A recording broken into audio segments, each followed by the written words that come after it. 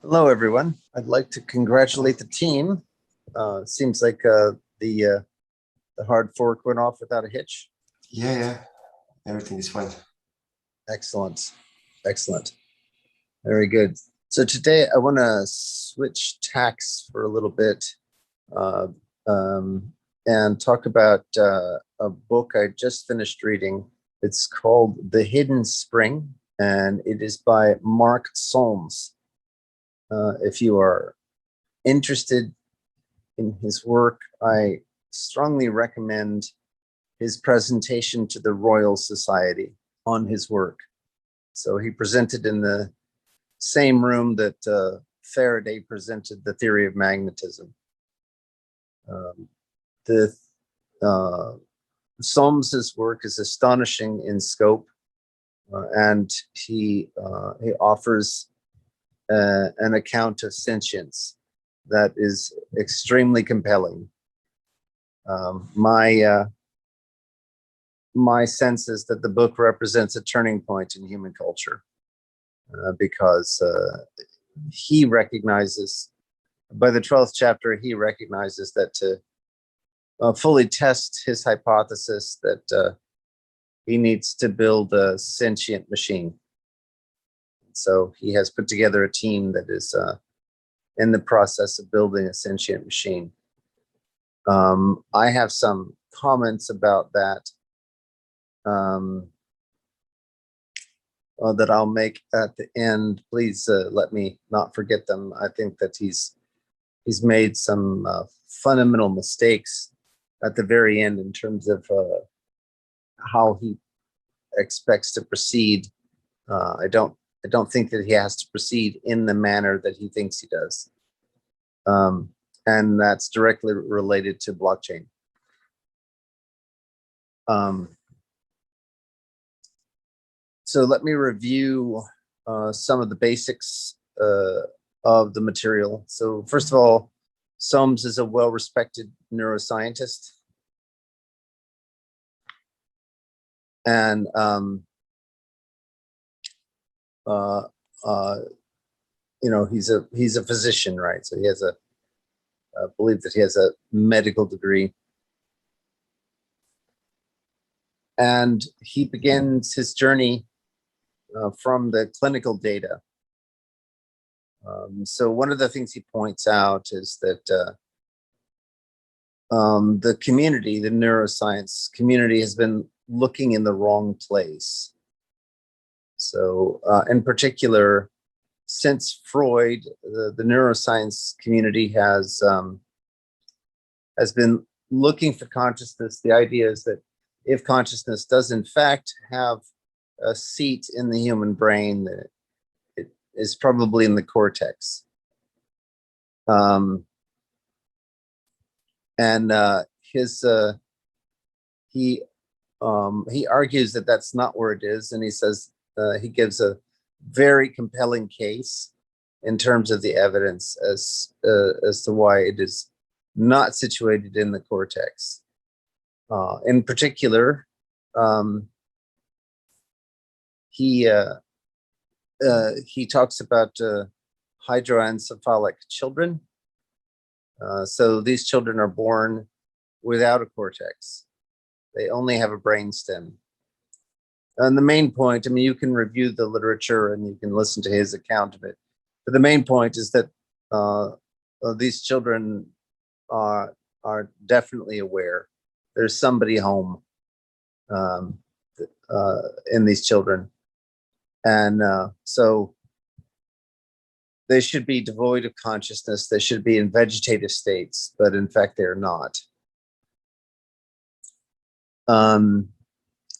And he then goes on to review the literature and his own patients who suffered from severe cortical damage.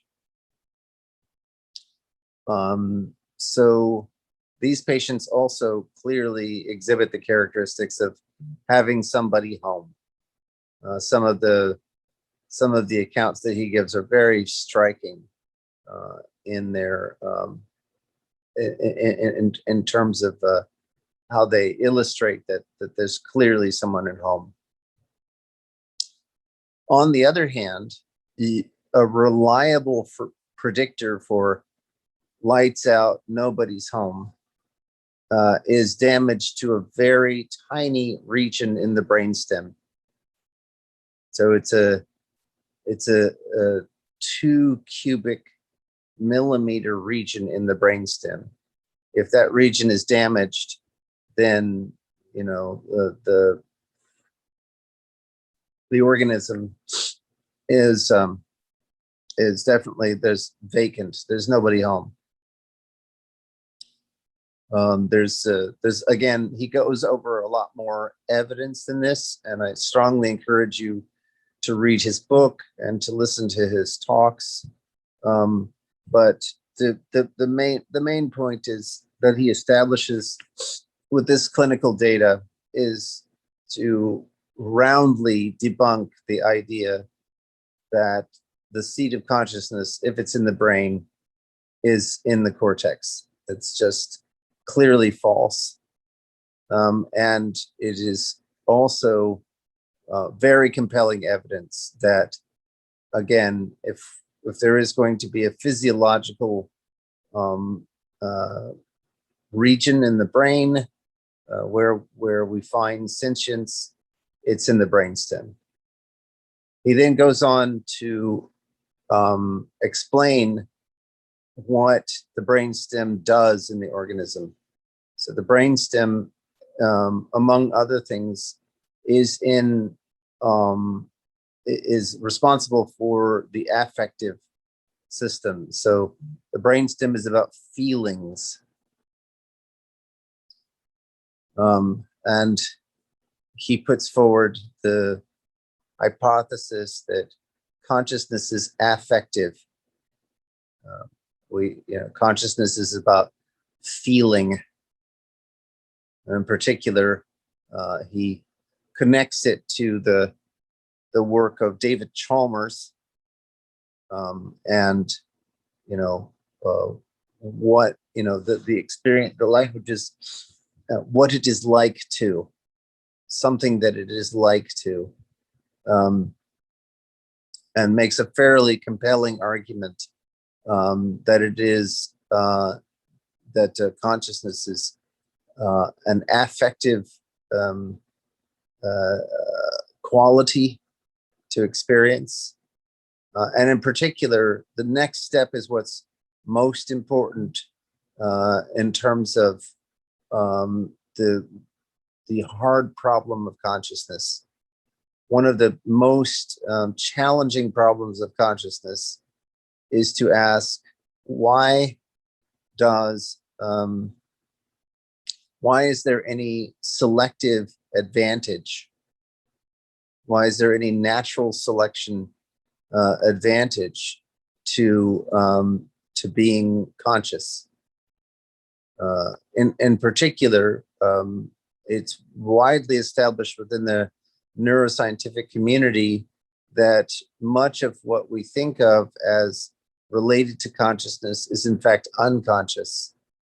So learning, planning, and all kinds of calculational reasoning can proceed entirely in the dark. There's no need for anyone to be home. And in fact, for many of those phenomena, they proceed completely unconsciously. And there's tons of clinical evidence to support that point of view. So the question is, why would it be an advantage to feel, to have the quality, there be a quality of red, or have a feeling of red, or a feel for the sunset? Why would that have any sort of selective advantage?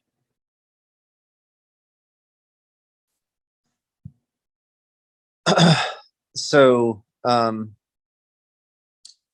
he then goes on to make some very good tell a good story. very convincing arguments. So the main point he observes is that for organisms, they have a viable range of operation. So, for example, mammals have a viable temperature range. If they get too hot, they keel over, right? If they get too cold, they get too far below the viable temperature range, they keel over. And so the organism is wired to reach for homeostasis, right? They're trying to take actions that are going to keep them in the middle of that viable range. And it's of course not just temperature; it also is, oxygen. You get too much oxygen, the organism is going to keel over. Too little oxygen, the organism is going to keel over. Similarly, for food and many other dimensions, so you have a multi-dimensional space of viability. And then he argues that the feelings are a valenced error correction signal that's happening in real time. So the analogy that he gives, which I think is very compelling and easy to grasp, is imagine that you are in a burning building and you don't know the floor plan of the building and you can't see. So if you start taking actions and you get too hot, you can feel it growing hotter, that will be bad. You will feel it as bad. And so you will adjust your actions according to your feeling. This is a real-time phenomenon. So it's real-time prioritization on the basis of error correction. Likewise, if you wander into a region where there's too much smoke and too little oxygen, again, that will be bad. It will feel bad in terms of your viability as an organism. So and so you will error correct. So his argument is that, and it becomes more elaborate when he talks about how this gets amplified by the cortex. But the argument is essentially feelings are providing valenced error correction with respect to signal. One of the things that is important in this argument is that these organisms are self-evidencing, meaning that the reality is our brains are not directly wired to the environment, right? They're wired to perceptual systems, which bring data in, which are then turned into models, and then and this is true for mammals and many other kinds of organisms. So the models are then worked with in terms of these error correcting signals, so this real time navigation of signal and action is essentially what the feelings are doing, and you can now see why an organism that has this mechanism to do real-time adjustments, real-time decision making, will have a selective, it will have a significant advantage over an organism that is simply following an algorithm, right? So this, if you're simply following a procedure as opposed to this more adaptive procedure, then you are more likely to find your way out of local optima. It won't get you out of all local optima, but it will give you a significant advantage. So again, to summarize, he's presented the case that the clinical data demolishes the idea that consciousness is in the cortex. He then finds the region where you get reliable prediction in terms of lights out. He then asks, what is the function of that region? So this is the brainstem, and its function, among others, is affective. It's about producing feeling.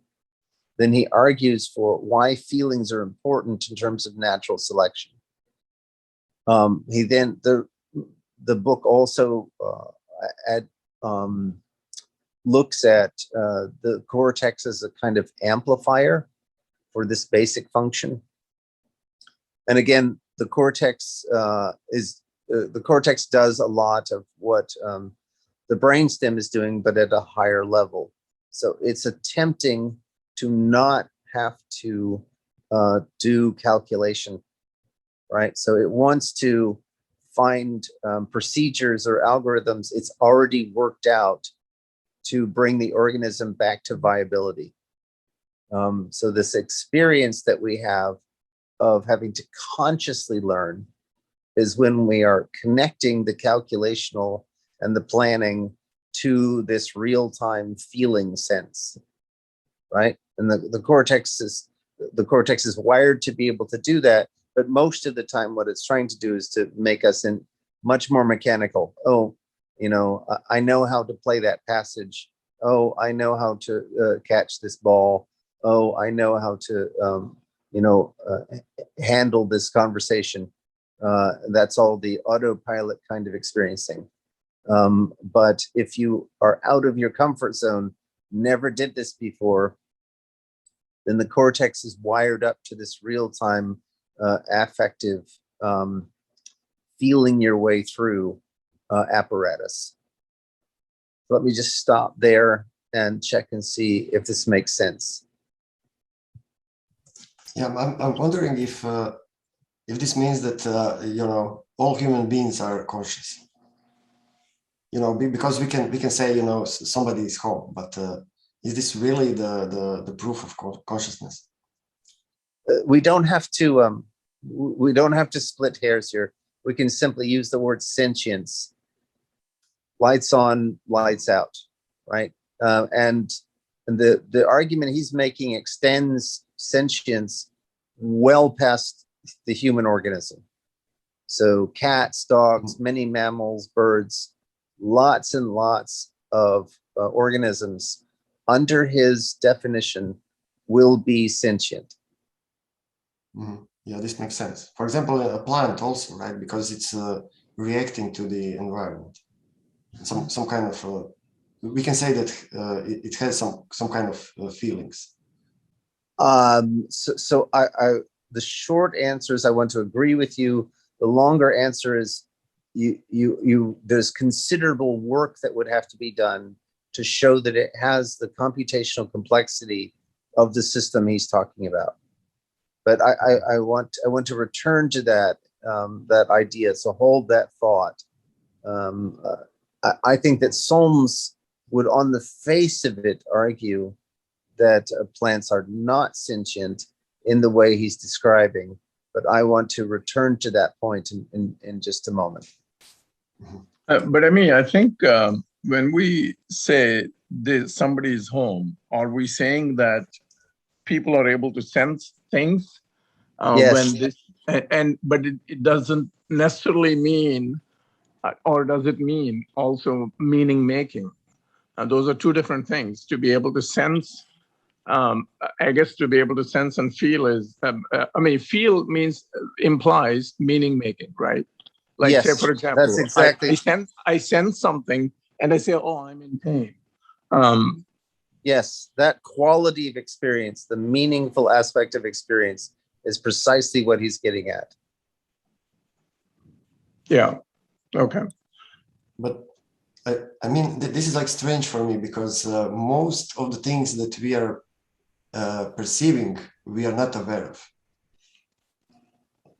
Right. What he's talking about is the quality of awareness. It's not perceiving, it's the feeling. Most of your perceptions are carried on in the dark. They are not attended to directly by your consciousness or your sentience. Isn't that like a reflex? again, the automated or reflexive or reflection, reflex action is not what's being talked about here. It's the experience of feeling something that it is like, the quality of the smell of baking bread. You all have a common sense understanding of this, right? Well, okay, I won't argue. Just smelling bread, because bread is something that if you eat, it will be good for you. You won't Exactly. most probably Right. you won't eat some hurt, so something that will hurt you. So it's the feeling quality, and the fact that the experience is graded has valence. There's a good bad aspect to it that's very important to his theory. So now the next part of the book is that, well, I mean, I've skipped over lots of it, but the thing that's really salient is in chapter 12. He outlines that he has assembled a team of physicists, neuroscientists, engineers, and others who plan to implement this. So with a collaborator, he produced a mathematical model. All right. So there's the model is that the affective system is trying to minimize free energy. So there's a paper. I have a copy of the paper that lays out the mathematical model. And then there's an elaboration of the idea that has to do with the essential point is that you have to have competing needs, not just a single dimension along which you're trying to guarantee homeostasis, but you have homeostasis across, energy, in the sense of nourishment, and homeostasis across oxygen and temperature and a whole bunch of different needs, and they may be in competition. And so at that point, you have to have a higher level system, which is coming up with decentralized prioritization over which of these to attend to. And that's what gives rise to the sentient organism.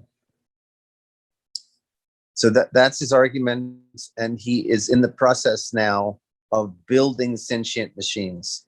The important point is that sentience is separate from any particular capacity. He is not building AI. In particular, the kinds of systems that he's talking about do not have to be very intelligent, right? So he argues, for example, that cats will be sentient, dogs will be sentient, but their intelligence relative to rhesus monkeys is far below, right? And then rhesus monkeys, their intelligence is far below that of humans. He's not arguing for artificial intelligence as we understand those terms. He's arguing for sentience. And he has put forward a specific mathematical model that one can build in a computer. So, and he then goes on to address the ethical concerns, and he finds them to be incredibly alarming. The reason he's moving forward is because he's trying to put together an international organization that has a significant lead over any other organization, that to avoid, to be able to, well, he uses the word control, but let's say influence the unfolding of events from this point onward. So if you look at his plan in detail, he wants to wire the machines directly to their power source and directly to other non-simulated viability considerations. And I think that this is a mistake. In fact, his protocol is that if they achieve their results, the first step is to unplug the machine, because he understands how dangerous this could be. So I think he's made a major mistake, and that there are, in fact, two directions of application of the theory that he has not considered. The first one is an idea that I stumbled upon in 2005, 2006. So as I was thinking about quantum gravity, one of the things that I observed was that every proposal for quantum gravity gave the universe, gave space-time itself an arbitrarily rich computational power. In other words, you could build as powerful a computer as you wanted. And in fact, since the vast majority of it involves real numbers, you could build machines that are strictly more powerful than Turing machines, using just space-time alone. No matter, no energy, just space-time. And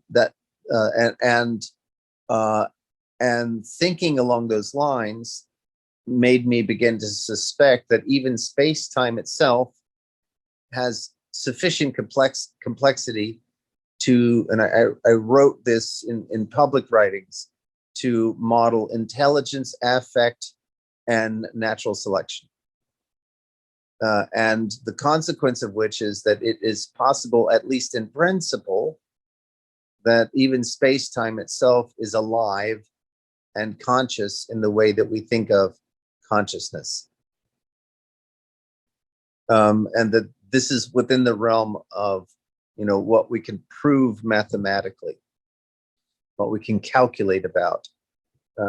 Certainly, many of us have a sense that the world is more alive than we might ever suspect, but that felt sense is different than being able to calculate, and moreover, it's different than being able to employ those calculations to communicate with other sentient or living beings, right? So the first step in the program that I was imagining was beginning to work out the specifics in which the universe was, work out the mathematical specifics in which the universe was more alive. And if you look at the Living World research program that I discussed on the Casper Standup as far back as 2018, you'll see that I'm outlining a research program for that. That becomes considerably more elaborated with Solms's approach, because we can reformulate Solms's mathematical model in terms that where we can apply by simulation. His model is just a computational model. You can rewrite it in a more by simulation friendly presentation. And then you can look at systems that are bisimilar to that. And using that, you can begin to search for sentience throughout the universe in every corner. So, for example, you could search for sentience within plants. You could search for sentience within stars. You could search for sentience within space-time itself, because you have this notion of bisimilarity.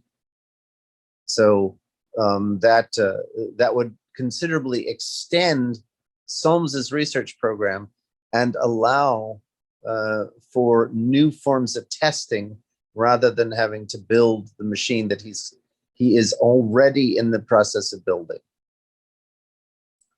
In addition, you could go down the path that he's talking about, and this is where it connects to blockchain, but use the blockchain apparatus of scarce resources to equip this entirely, to make the machine entirely software, right? So you don't have to connect it to energy, qua energy. You can follow his own advice and make it self-evidencing and use the tokens on the blockchain to provide the perceptual models that the software is dealing with. So it will have all the properties of scarce resources, but it will not be actual scarce resources in the sense of energy or heat or oxygen or things like that. And that would also make it considerably safer. So let me stop there and see if there's any questions or comments. I want to make sure I this sounds understood great. that. Yeah, I want to make sure I understood that last point about the scarcity with the blockchain model is due to the scarcity of, or the token economics, as opposed to Mark Solms' model, which he's using energy as a source of scarcity. So let me refine your comment. So Solms wants to set up an environment of viability so that the sentient entity has these competing needs, right? And so for organisms like ourselves, these are real in the sense that there's an objective thing called temperature that is connected to our experience inside our brains. Now, note that the brain is not directly connected to the well. I mean, it is if you can cook somebody's brain, but the what the brain is using to do its navigation is not direct temperature. It's using a model of the temperature. Likewise, it's not using photons directly. It's using a model of the light. It's not using acoustic waves directly. It's using a model of sound, and so on and so forth. Right? So the brain is not directly wired to the world. The brain is wired to the cochlea and is turning that the sonic waves into electrical impulses that are moving throughout the neural connections. So this is in fact a very important part of Solms's theory, that the sentient organisms are self-evidencing, meaning they create models of the world as opposed to being directly wired to the world.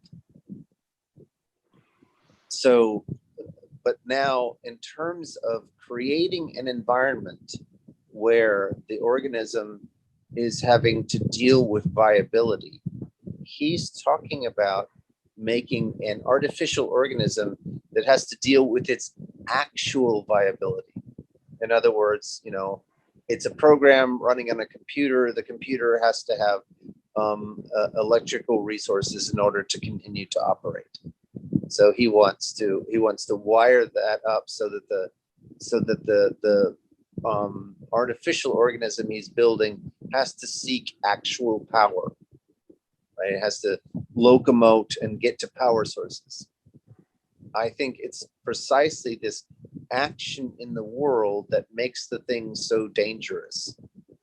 Like 2001 or other dystopian artificial intelligence thing where the viability program was yeah, I mean it can exactly. It can quickly conclude that the humans are a threat to viability, and that's where things start to get dangerous, right? Among others. But you can simulate viability using blockchain. In particular, you can create simulated scarce resources. Yes, the notion of self-awareness. I look at as having a model of self and a model of the environment and their interaction, and essentially simulating your choices to choose to make a decision to make a best action. And but I don't see consciousness or even self-awareness as a singular thing. I mean, I think it's an emergent It thing. doesn't. I mean, we Yes, have yes, yes. we have trillions of cells, most of them not related to us, that together exhibit this consciousness. And you take something like a beehive, it has a being.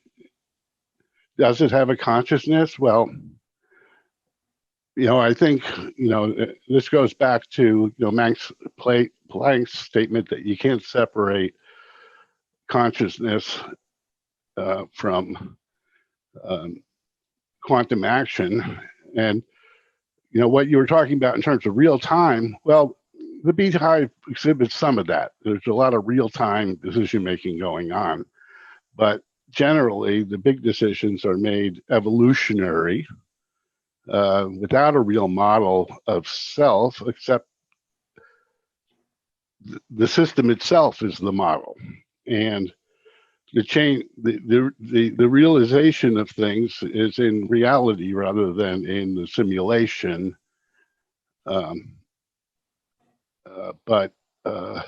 Yeah, we don't have to get down into the weeds. I mean, there are lots and lots of questions that can be discussed here and elaborated upon. The main point is he's put forward an algorithm.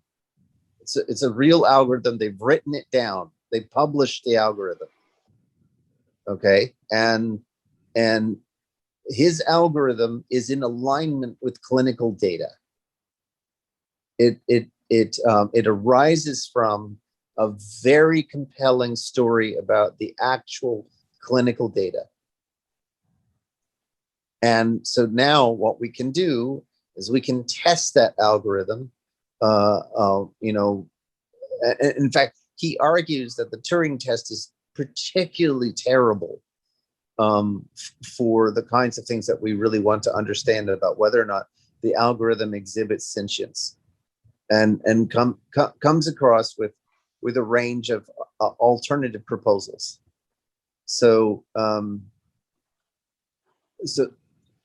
my point is, very serious people are in the process of implementing this algorithm and wiring it up to some particularly dangerous viability measures. It is my intention to articulate the points I have made, in particular using bisimulation to begin to search for sentience in a wider range of phenomena than Solms has considered. And this is largely because of Solms' training, right? He's a neuroscientist. So he's going to have a very specific view of the world. And so I think it would be useful for him to consider that there is, in fact, a mathematical mechanism by which he can expand his theory to a much wider scope. So that I think that will garner his attention. In addition, I do not think that he is aware of the blockchain, or at least its potential to provide a notion of scarcity that is sufficiently robust to not have to wire up his machine to the external world. They can run around in a simulated world where there is actual scarcity. There's algorithmic scarcity, and there's no need to go connect it up to an external world which in which scarcity has more serious consequences. So I think those 2 points are important. And if they get his attention sufficiently, then there is the potential for partnership. And I think that partnership could be real and impactful and important for our chain, which is why I felt it was reasonable to discuss this on the Casper Standup. Does that make sense? I think it's an awesome notion, and something that I think we've been carrying along with the project, in that at least I have this viewpoint that we're creating an artificial intelligence that we share equally, and from it can emerge a collective intelligence. Yes, that's another The next important step. point. Yeah, that's another test, I think, of the theory, which is, is it scalar, right? Does it happen at multiple scales?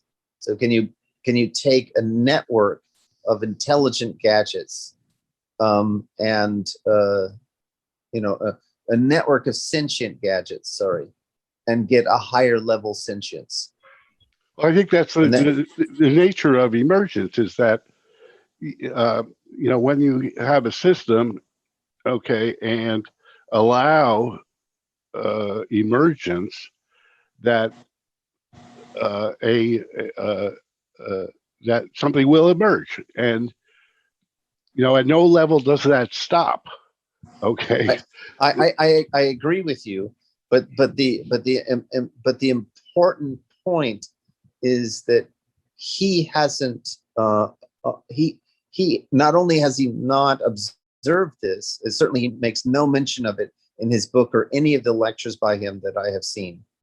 But we have the tools available to us to elucidate the point, right? You can make this point using bisimulation. You can show how this core system is bisimilar to a larger system that's made out of a network of the core system.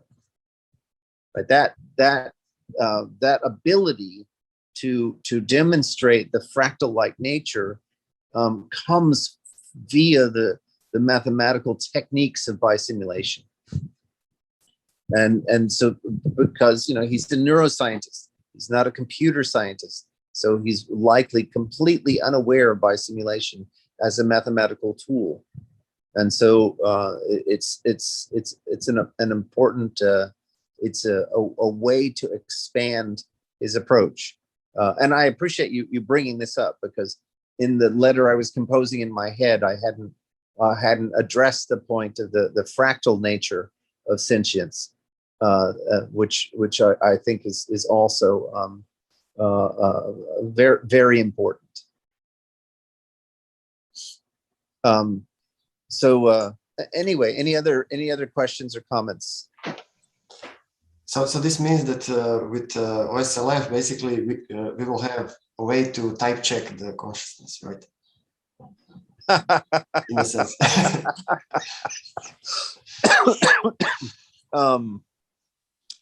It's possible. It's possible. Depends on how it depends on how complex the thing is with certain complexity. Your type checks will not terminate, right? So you have to be careful about either how complex the terms are or how complex the formulae are. So if you get too much complexity on either side, you can write down the type. So as an example, Christian Williams, in his formulation, he can write down a type for bisimilarity. But we know that bisimilarity is halting hard. So that type check cannot be, it can't, you can't type check it in finite time, right? That type check will never terminate. I see. So when we see some something that we want to apply by simulation, that doesn't mean that we can always succeed if this is very complex. That's correct. Right. That's exactly right. Yeah.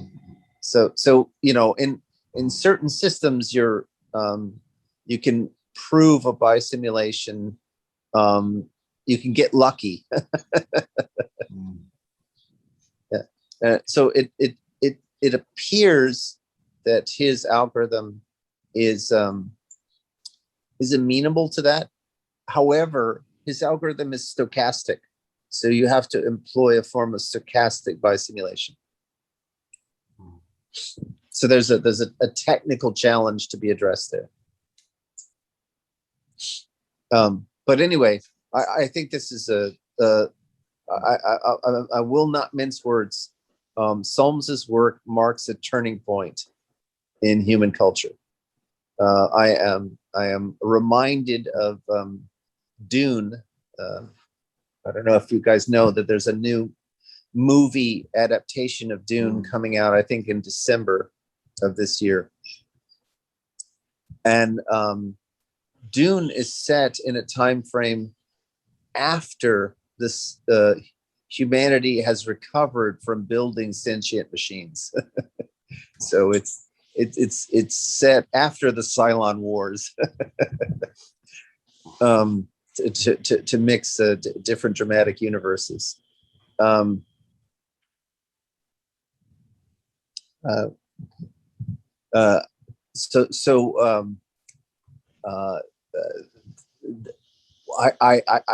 think we're at the point just before that in terms of the history of humanity.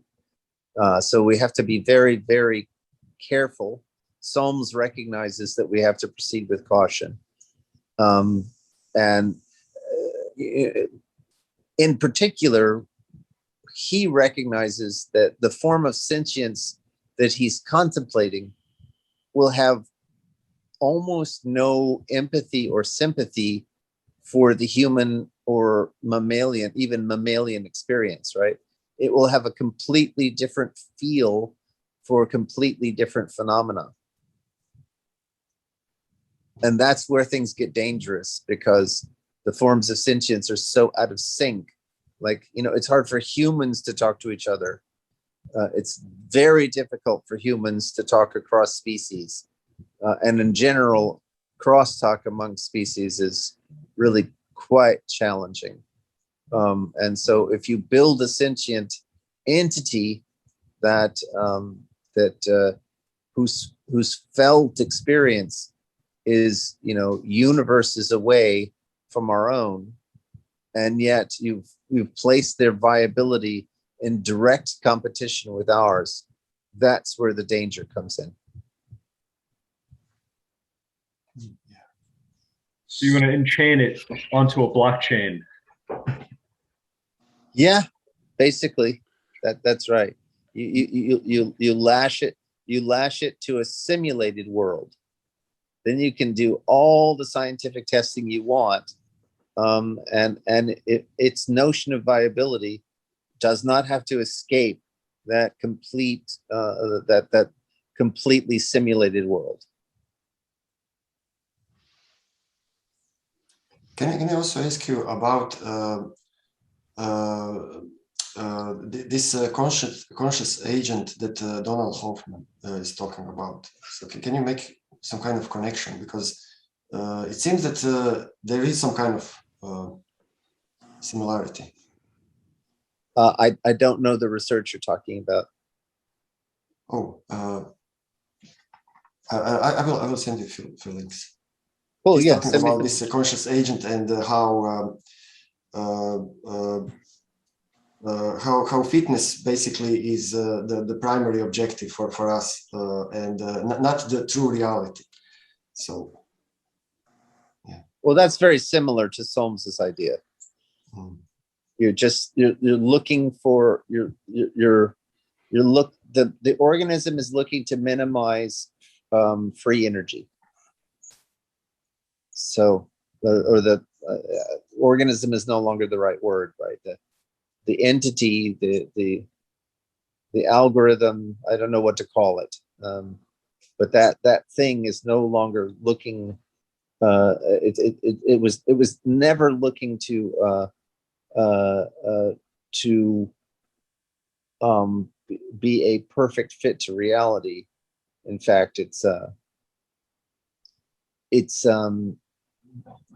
what it's looking to do is minimize free energy, right? And the extent to which the error correction signal gets it closer to viability within its actual situation is the extent to which it will have a chance to reproduce. So that's natural selection together with this thing, right? That it makes a natural selection and sentience. They fit together in this loop, and as long as the sentience is, reasonably coupled to viability, and that's all that matters, right? Viability, then it will have a chance to reproduce and reproduce.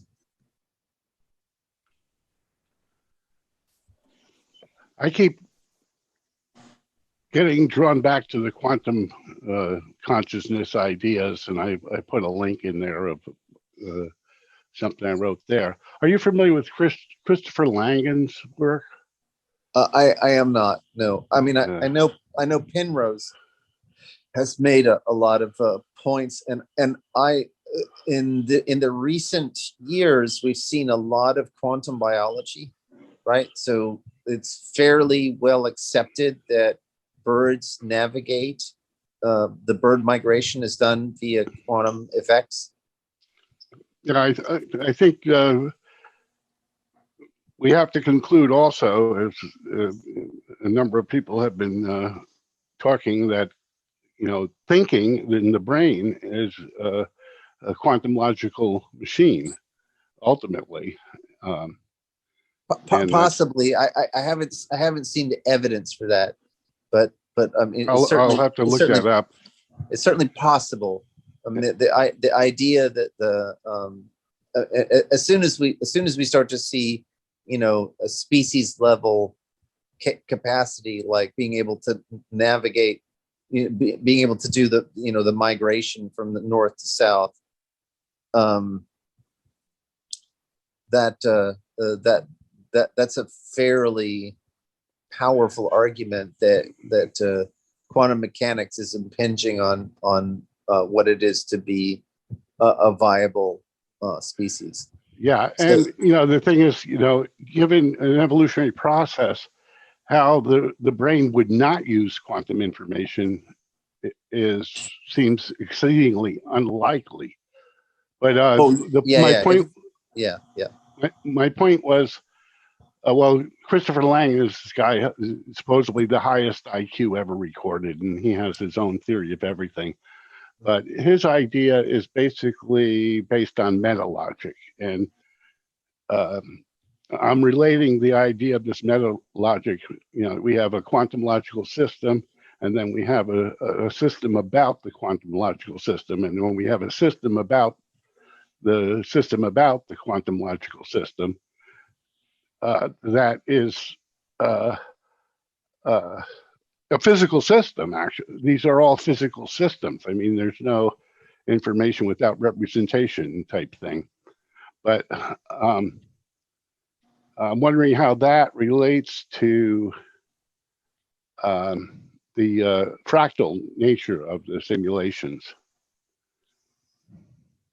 Yes, there's a lot to unpack there, and I would recommend that we unpack it in subsequent discussions. The system about part is the thing that's most complicated. Like, you have to ask yourself, what does it mean for a system to be about another system?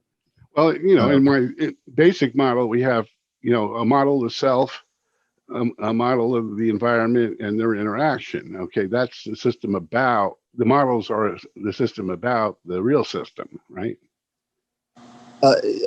Understood, but you have to be very specific about Right. how the object and meta relate to each other. Yeah, and I haven't quite done that. But then we can think about the models, and that's the next level. Yeah, so the work of Brian Cantwell Smith on 3 lists, and the work on the row calculus, those are all attempts to wire the system and the meta system together so that you can readily go back and forth, and in fact you can build a tower of these systems. So that's why I'm saying it's important to line up what you mean by about, because if you do it in specific ways, then you can close the loop. And so you only ever need 2 levels. You don't need 3 levels, because the basic system has enough to build the meta system, right? So you can go in a loop. Anyway, we have Casper Standup, and we have Dev Standup in 2 minutes. So I'm gonna leave it here. Thank you all so much for your time and attention. And yeah, I think this is a real turning point for human culture. See you in the stand-up. Thanks. All right. Thank you, Greg. Thank you. Sure. Ciao.